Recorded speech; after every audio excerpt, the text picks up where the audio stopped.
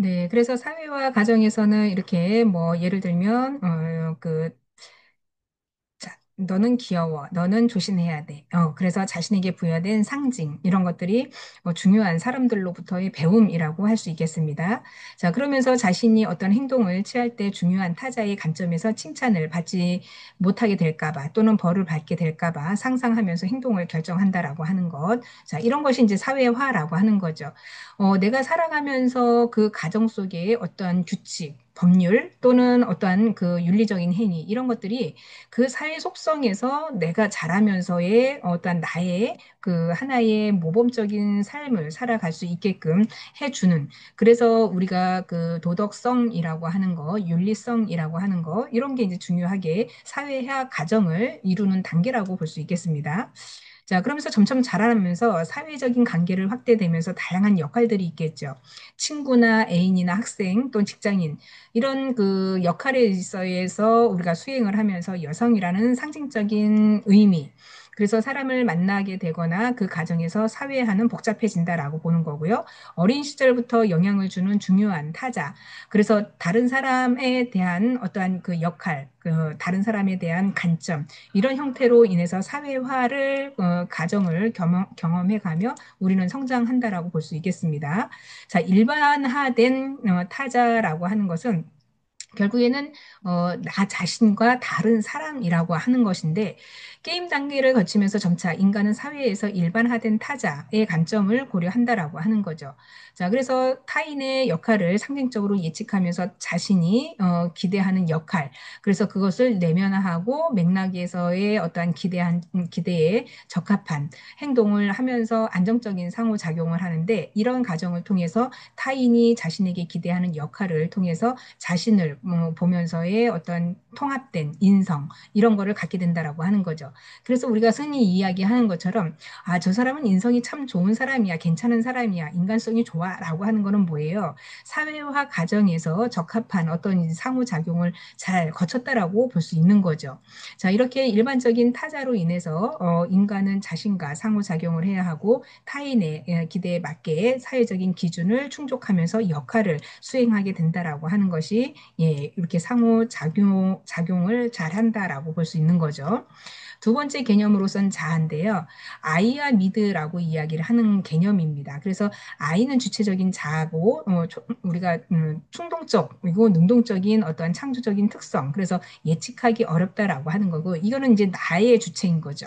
미라고 하는 이 객체적인 자아로 우리가 타인의 태도를 조직화하면서 나름대로 일반화된 타자의 기대를 내면화한 것을 사회적인 자아라고 이야기를 하는데 인간의 자아에서 나와 미드, 나와 나의이라는 적절한 균형의 의미가 필요하다라고 하는 거죠. 자, 그래서 미라고 하는 이런 그 단어에 있어서의 우리가 타인의 이해를 반응하지 못하거나 이해하지 못해서 타인의 어떤 상호작용 이런 거를 하기가 어렵고 아이가 없으면은 주체적인 판단 없이 타인의 반응에만 의존해야 하는 상호작용을 하게 됩니다. 자, 그래서 자아라고 하는 개념에서의 태도의 수용을 보게 되면 미라고 하는 개념에서 등장하고 있는 미에 대해서는 스스로 아이 반응이라고 해서 적절하게 대응하게 되는데 나는 그가 나를 어떻게 생각하는지 궁금하다라고 하면 그가 생각하는 나는 미드이고 그것을 궁금해하는 것은 아이이다라고 보는 거죠. 이때 미와 아이 모두 두 사람의 관계뿐 아니라 이후의 상호작용 이런 것들에 영향을 미친다라고 보는 거죠. 결국에 우리는 이제 개인의 행동에 있어서의 아이는 자기가 한 행동에 대한 피드백을 얻으려고 미에 대한 그 피드백을 바탕으로 행동을 수정하고 또는 적응에 있어서의 방식이라고 이야기를 할 수 있겠죠. 자, 그래서 우리가 이런 이론을 통해서 상대방의 내가 비춰지는 나의 객관성 또는 사람들이 나를 평가하는 데 있어서의 나의 어떠한 그 주요 개념 이런 것들을 우리가 상호적인 작용 이론이라고 보았다라고 보면 낙인 이론이라고 하는 것은 대표적으로 이야기하는 그 학자 중에 베커와 러머트라고 하는 학자가 설명을 했습니다. 있습니다. 그래서 낙인 이론이라 하는 것은 상호작용 이론에 근거해서 발전이 됐는데요. 개인의 이탈 행동이 타인과 상호작용을 통해서 형성된 자아와 관련이 있다라고 설명을 하고 있는데, 자, 이 이론은 이탈 이론 자체보다는 행동적인 이탈 행동, 그래서 혹은 문제 행동이라고 규정하는 가정에 초점을 맞춥니다. 예를 들어서 우리가 낙인이라고 하면은 다른 사람한테 모든 사회적으로 찍혔다라고 보는 거죠. 아이, 저 사람은 아무리 우리가 노력해도 저 사람은 도와줘도 그때뿐이야. 저 사람은 안 돼라고 하는, 그렇게 해서 우리는 낙인 효과라고 하는 것처럼, 자, 이렇게 우리가 그렇게 일탈된 자체에 있어서의 행동, 그것이 문제 행동이라고 규정하는 가정이라고 보는 건데, 특정 개인의 행동을 이탈이라고 하는 규정에 의해서 이탈자로 그대로 대하는가 하면 이탈자로 낙인 찍힌 행위에 대해서 스스로 이탈자로 규정해서 부정적인 자아를 만들게 된다라고 하는 거죠. 우리가 이탈 행동의 이탈자이기 때문에 우리가 합리화해서 점점 이탈 행동에 있어서의 강화되는 방향으로 행동하게 되는 것인데, 예를 들면 지각을 이제 한 번 했는데 어쩌다가 버스가 늦어서 지각을 했어요. 그래서 막 안절부절하고 막 버스 안에서 아우 큰일 났다 큰일 났다 막 주저주저 하면서 갔는데, 어, 가서 이제 변명하기를 차가 늦게 왔어요. 차가 뭐 중간에 사고 났어요라고 했는데 두 번째 또 늦게 일어났단 말이에요. 지각을. 그래서 이제 어저께도 지각했는데 오늘 또 지각이네라고 하면서 마음에 어때요? 부담이 또 상당 부분 나가죠. 자, 그래서 내가 오늘도 지각을 했어. 그러면 그 같은 반에 있는 친구들은 아, 쟤는 뭐야? 매번 지각을 하네?라고 생각을 할 거 아니에요? 그러면은 그 반에서는 이 친구는 벌써 지각대장이라고 하는 낙인을 찍는다라고 하는 거죠. 그래서 이런 행동에 있어서의 강화되는 방향으로 본인은 나는 어차피 지각이었으니까 계속 지각해야지라고 생각을 한다는 거죠. 자, 이런 행동은 그런 생각을 하게끔 하는 그 생각에서 나온 행동이라고 보는 거죠. 자, 그래서 낙인 가정은 베커가 특정 행동을 이탈이라고 부르면 이 시점에서 그 행동의 일탈 행동에 있어서의 어떠한 그 특정 행동의 일탈이라고 하는 규정에서의 가정을 낙인 과정이라고 합니다. 그래서 사회에서 권력 집단 또는 다수 집단, 법과 규범, 규정 이런 것들을 특정 행위를 일탈이라고 규정하는데 이를 어긴 사람들은 이탈자로 낙인을 찍게 되는 거죠. 그래서 한 번 찍힌 낙인에 있어서의 어떠한 그 자신의 주된 지위를 삼으면 더욱더 이탈자로부터의 지위는 걸맞는 행동을 하고 낙인 과정을 거치게 됩니다. 그래서 일탈자는 사회 질서를 유지하기 위해서 일탈 과정의 희생자라고도 볼 수 있겠죠. 그래서 이 희생자는 뭐예요? 어떤 법적인 부분에서 그 나름대로의 본인들이 거기 일탈을 하게 되면 나는 어차피 뭐 찍혔으니까 그냥 이렇게 갈 거야 라고 생각을 한다는 거죠. 그래서 더 나은 어떤 삶의 방향을 제시를 해서 본인이 개척하는 게 아니라 어차피 나는 글렀어 라는 생각을 한다라고 하는 거죠. 이런 과정에서 중요한 것은 누가 낙인을 찍는가 하는 것인데 대부분의 낙인을 찍는 자는 권력 집단 또는 자원을 우리가 소유한 집단 이들 관계에 있어서의 낙인 과정이 존재한다라는 거죠. 자, 똑같이 일을 하는, 일 없이 빈둥거린다 하더라도 가난한 자가 일을 하지 않으면 낙인을 찍어도 부모로부터 많은 유산을 받아 빈둥거리는 자로 낙인을 찍히는 것이 있고 또는, 아, 쟤는, 진짜 할 일 없이 아무것도 아닌데 쟤는 계속 놀기만 하네? 그러면 어때요? 상대방이 느끼기에는 부모로부터 받은 게 있으니까 쟤는 놀면서 먹어도 상관없겠네 라고 하지만 부모가 벌어서 먹어야 되고 정말 가난하다라고 하면 다들 뭐예요? 저 나쁜 놈, 부모 돈꼴 빼먹는 놈, 왜 젊은 놈이 저러고 있어? 라고 생각을 한다는 거죠. 자, 이렇게 이게 낙인 가정에서의 누가 낙인을 찍는가냐 하는 것을 예, 우리가 어떤 이제 그 권력적인 부분도 상당 부분 작용한다라고 하는 거예요. 자, 1차적 이탈과 2차적 일탈이 또 나눠져 있는데 러머트가 이야기하는 일차적 일탈과 2차적 일탈 개념이 사용하는 낙인 과정을 설명하는데 일차적인 부분에서는 다양한 요인들에 의해서 발생되는 최초의 일탈 행위를 이야기를 합니다. 그래서 개인의 어떤 법과 규범을 어겨서 일탈 행위를 하였으나 스스로 그 행위를 일탈이라고 생각하지 않고 남에게 들키지만 않으면 아무 일 없이 그냥 지나갈 수 있음을 이제 일차적이라고 이제 생각을 하는 거죠. 그래서 이렇게 일탈 행위자들은 그들의 어떠한 행동이 타인에게 노출되어서 일탈자로 낙인 찍히면 상황은 완전히 달라진다라고 하는 것이고, 낙인 찍힌 사람들은 스스로 일탈자임을 인정하면서 부정적인 정체감을 형성하면서 거기에 맞는 일탈 행위를 하게 된다라고 하는 거죠. 자, 이것이 2차적인 이탈이라고 볼 수 있습니다. 자, 그래서 우리가 사회화 범법 행위에 있어서의 반응의 결과로 발생한 것에 있어서의 일차적 일탈임을 우리는 여기 예를 들어서 호기심으로 마리아나 이제 그 마약성 담배겠죠. 한 번 했는데 들키지 않고 스스로 문제가 되지 않는다라고 생각하면 그냥 지나가게 되지만 이것이 타인에게 들키게 되면 그 사람은 마약 중독자로 낙인을 찍혀버리는 상황이죠.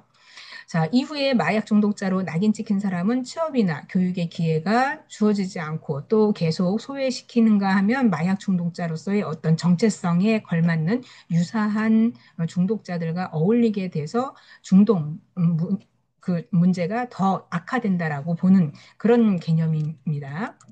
자, 그래서 우리가 낙인 이론에서 범죄 통제 메커니즘을 좀 보게 되면 결국에는 낙인 이론은 상호작용 또 사회적인 반응 이런 역할에 초점을 두어서 개인의 일탈이 다른 사회적인 반응이 이차적 일탈이라고 야기한다라고 보는 거죠.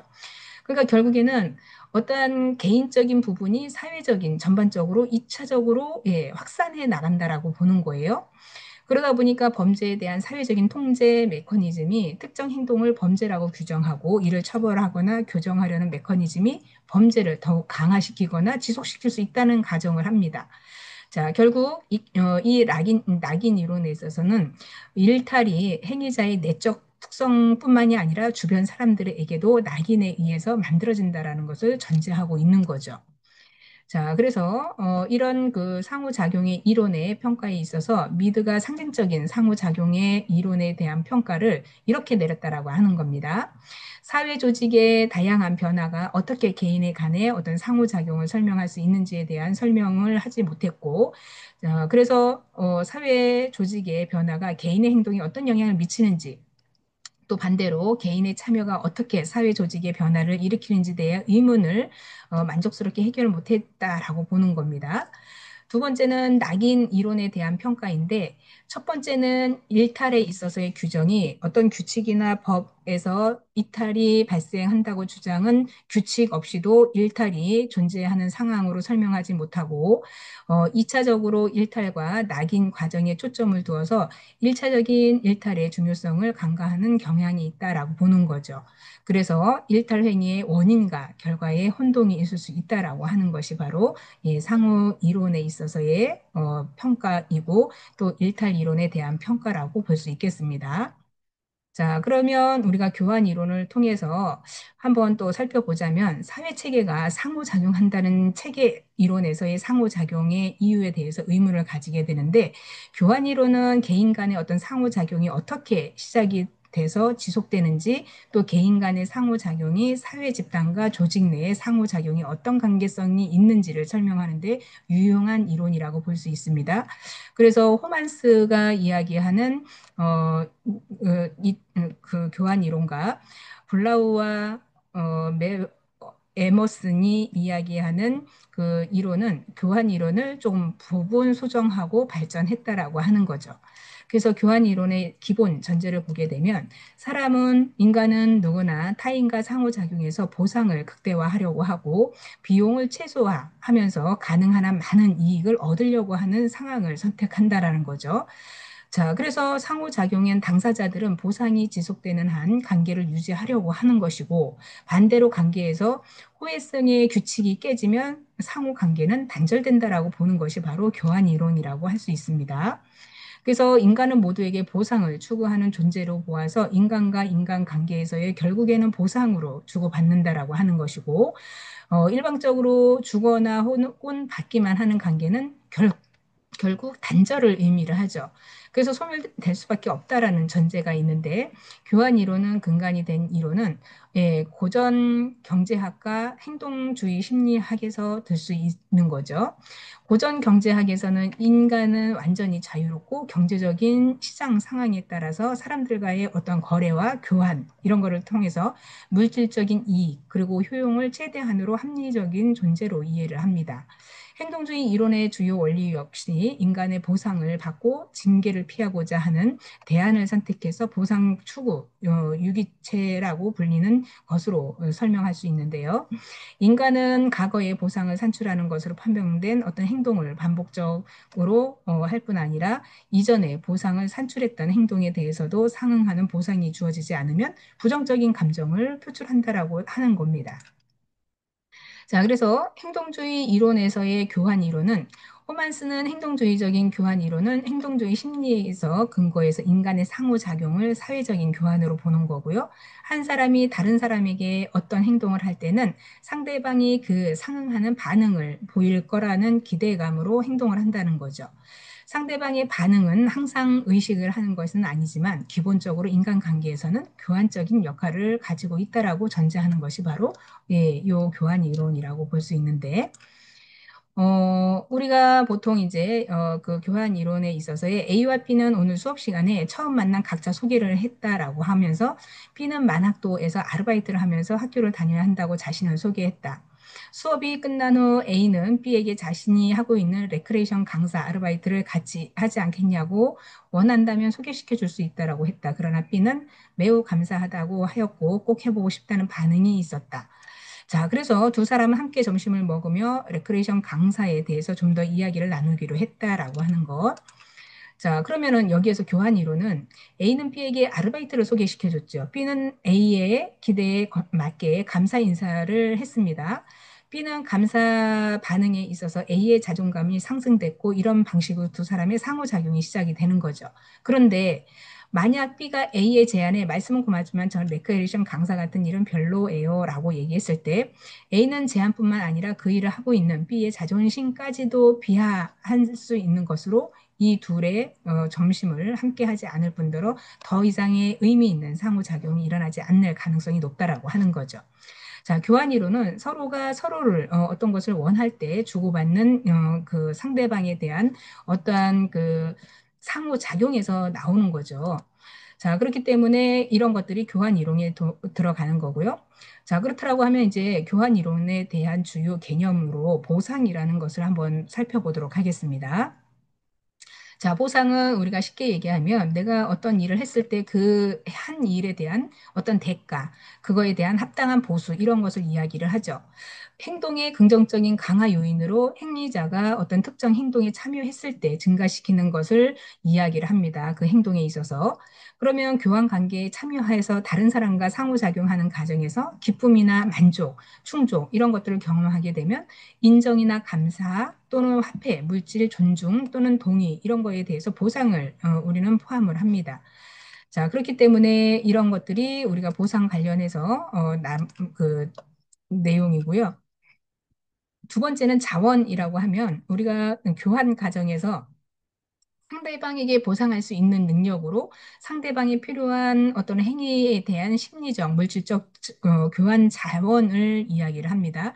이게 뭐 뭐 화폐가 됐든 아니면 물질적인 보상이 됐든 어떤 칭찬이 됐든 그 자원이 있을 거 아니에요. 그래서 보상과 마찬가지로 감정이나 매력, 다양한 물질, 서비스와 같은 물질적 또는 비물질적인 것이 모두 포함된 것을 자원이라고 한다. 그래서 자원을 많이 가진 사람이 교환 관계에서 유리한 위치를 취할 수 있죠. 그리고 긍정적으로 권력을 갖게 됩니다. 자, 세 번째는 비용인데요. 관계에 있어서 치러야 되는 대가라고 보시면 되겠습니다.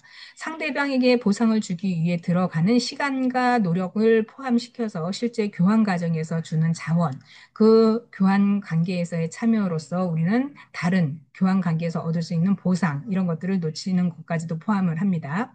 예를 들어서 A와 B가 과도한 업무로 야근을 하는 것을 보면서 도와주겠다라고 하면서 B의 업무 일부를 가져와 일을 시작했다. 이때 B는 고맙다며 A의 당직을 자신이 대신 서주겠다고 했습니다. 자, 이것은 뭐예요? 이만큼 내가 그 사람에게 과도한 업무를 해줬기 때문에 그만큼 그 비용에 대한 것을 내가 당직으로서 그거를 비용을 처리한다라고 하는 거죠. 자, 그래서 우리가 그 행동주의적인 교환 이론의 전제를 보게 되면 호스만은 사회의 어떤 행동의 전제를 기본 조건으로 하는데 첫 번째는 성공 명제에 대한 특정 행동이 보상을 받으면 그 행동은 더 자주 발생해질 거라는 명제입니다. 자, 그래서 우리가 아이들한테 칭찬을 해주면 아이들은 자꾸 착한 일을 많이 하려고 그러고 부모님을 기쁘게 해드리려고 하죠. 자, 이것이 바로 보상에 대한 어떤 행동을 강화시키는 것이라고 하는 것이고, 여기에 스키너의 행동 원칙에 있어서의 적용에는 행동에 대한 어떤 보상, 그런 간격의 짧을수록, 그리고 어떠한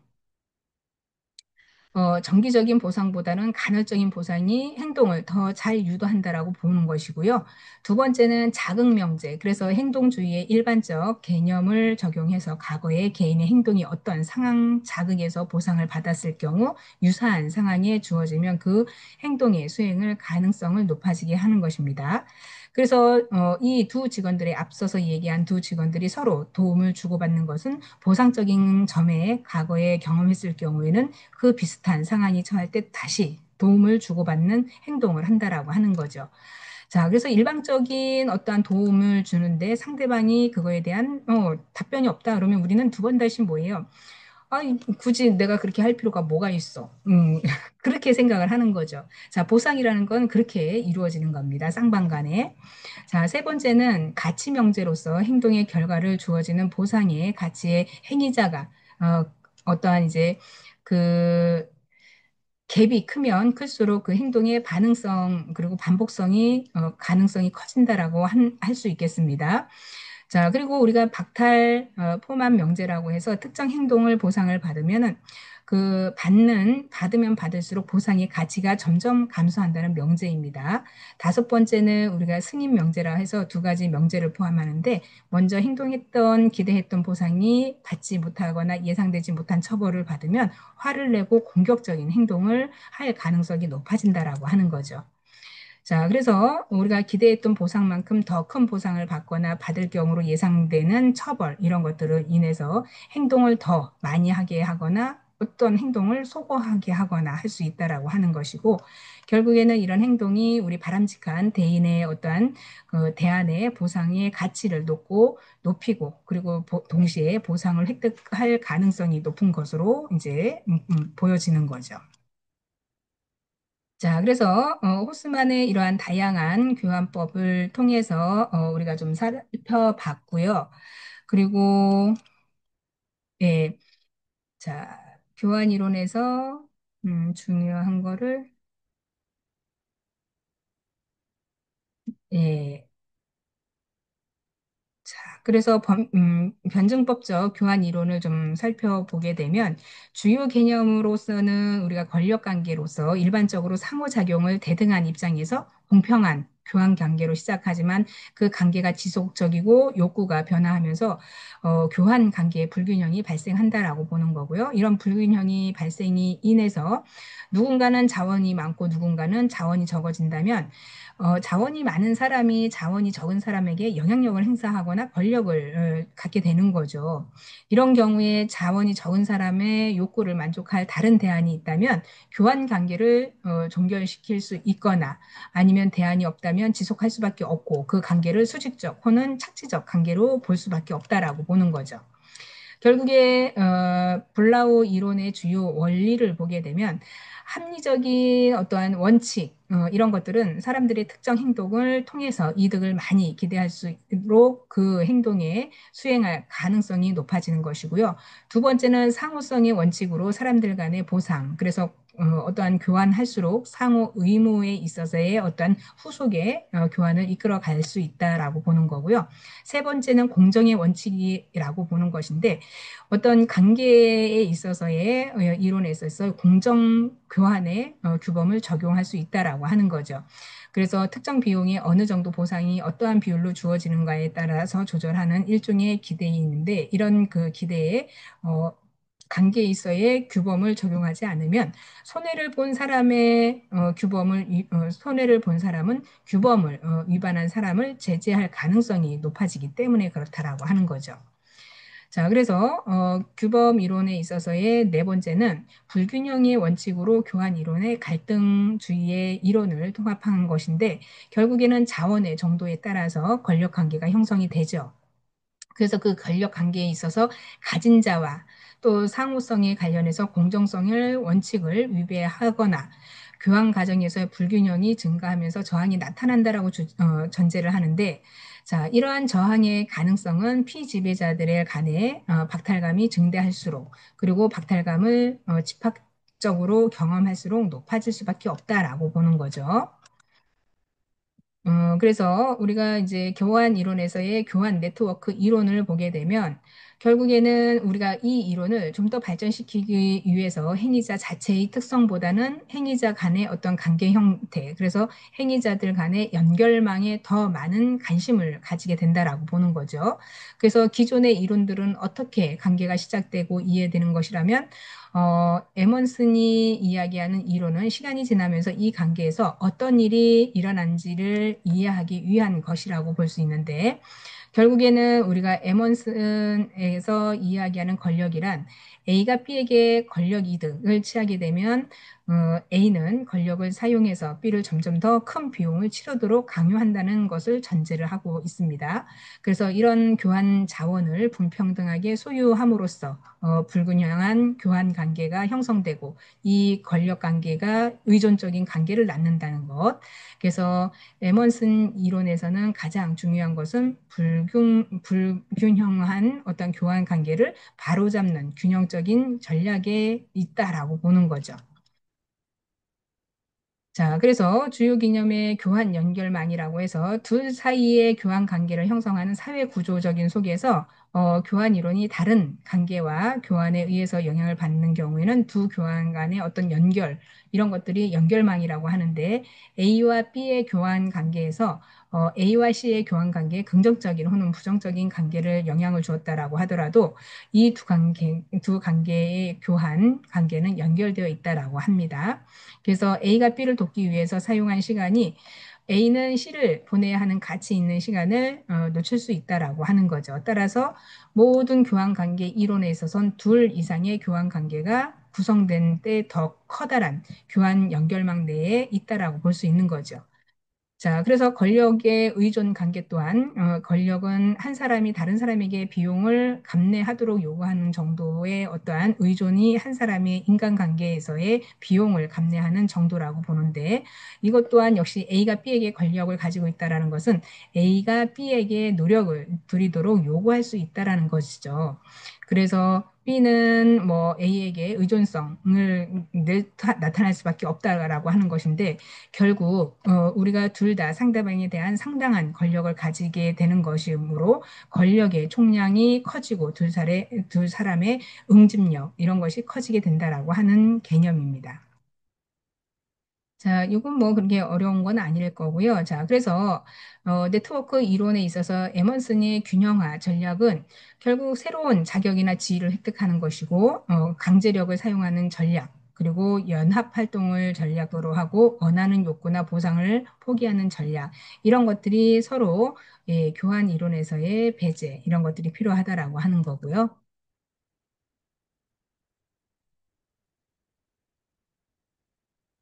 자, 그래서 일곱 번째는 자신이 소유하고 있는 자원의 어떤 질 향상을 위해서 전략으로 동일한 분야의 최신 기술과 지식을 습득해서 향상시키는 것이라고 할 수 있겠습니다. 자, 이렇게 우리가 균형화 전략에 있어서의 장애인 복지에 적용한다면 다음과 같다라고 하는 거죠. 자, 장애인이 사회에서 배제되는 원인을 장애인의 교환 자원 부족이 그들의 교환 자원에 대한 평가절하될 수 있다는 점. 그래서 먼저 장애인 맞춤형 서비스를 통해서 자원의 질을 향상시키거나 장애인들을 배제하거나 차별하는 집단의 강제성을 사용해서 법적으로 우리가 처벌을 할 수 있다라고 보는 거고요. 또 연합활동 따위를 통해서 사회적 편견 이런 거를 해소하기 위해서 방법을 활용하고 자원에 관련 교환 이론을 통해서 균형을 깨할 수 있다라고 보는 거죠.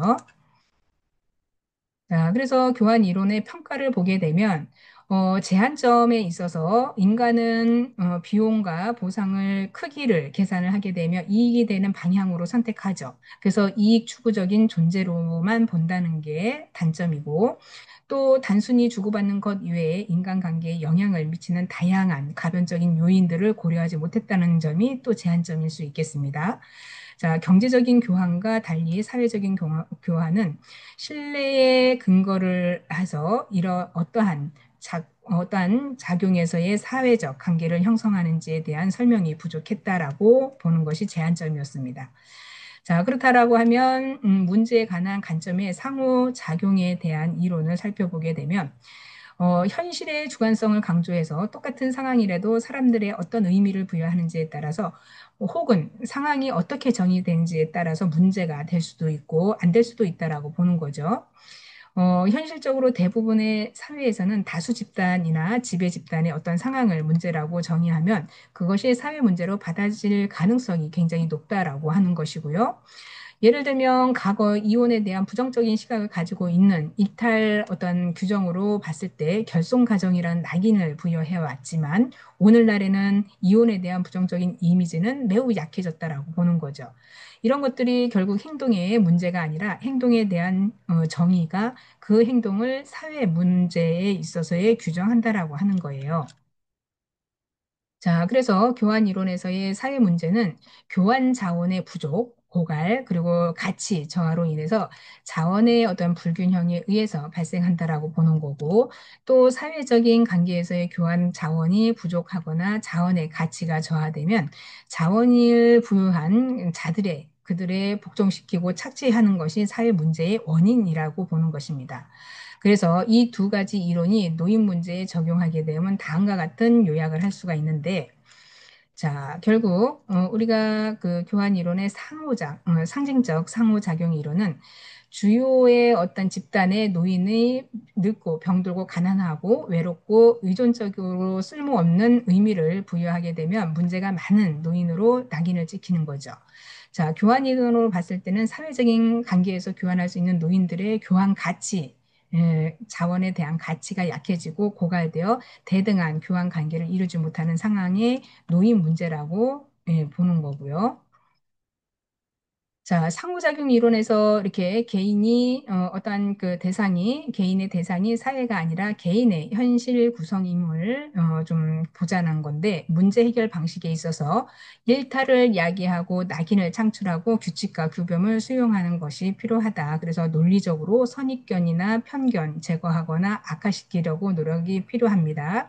두 번째는 우리가 낙인 찍힌 행위로 인해서 얻는 이익을 제거하고자 하는 것인데 낙인은 사회적인 강자가 약자에게 행하는 일종의 정치적인 과정에서의 권력을 무너뜨리는 사회 운동의 필요성을 야기시키는 거죠. 자, 그래서 교환 이론에 있어서의 문제 해결 방안은 교환 자원의 균형과 전략을 제시하고 또 동등한 가치를 지닌 다른 자원으로 보상받는 것, 그래서 보상할 수 있는 다른 자원을 개발하는 것, 새로운 자격을 지위를 획득하는 것, 제도 강화를 통해서 강제적으로 사용하는 것, 또 권력이 약한 집단에서 연합해서 활동하는 것, 지식과 기술, 이런 것들을 향상을 위해서 자원의 질 향상을 꾀하는 것, 이런 것들이 교환 이론이라고 할 수 있겠죠. 자, 그러면 상호작용 이론과 교환 이론을 우리가 좀 표로 살펴보도록 하겠습니다.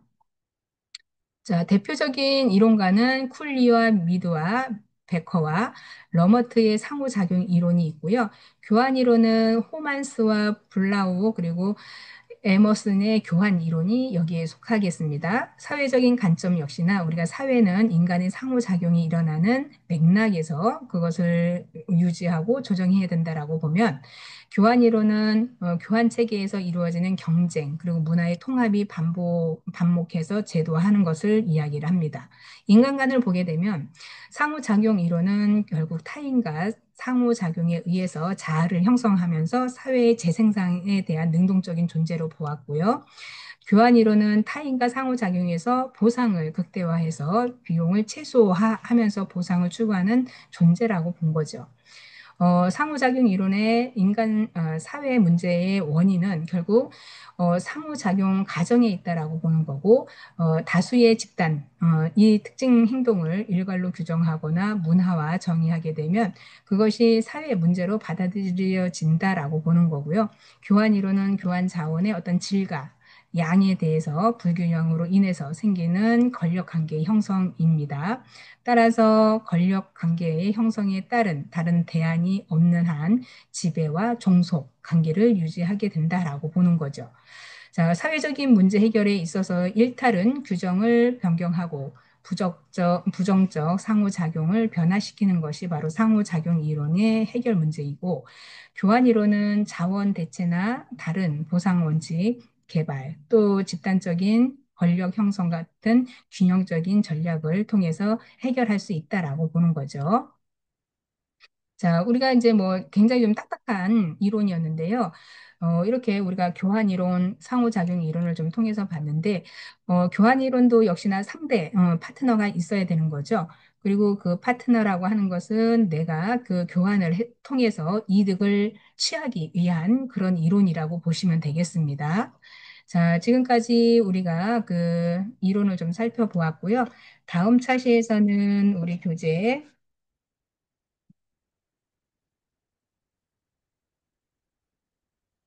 네, 사회적 차별과 억압 관련 이론인데요. 다문화주의를 좀 학습하도록 하겠습니다. 자, 수고 많으셨습니다. 다음 시간에 3강에서 뵙도록 하겠습니다.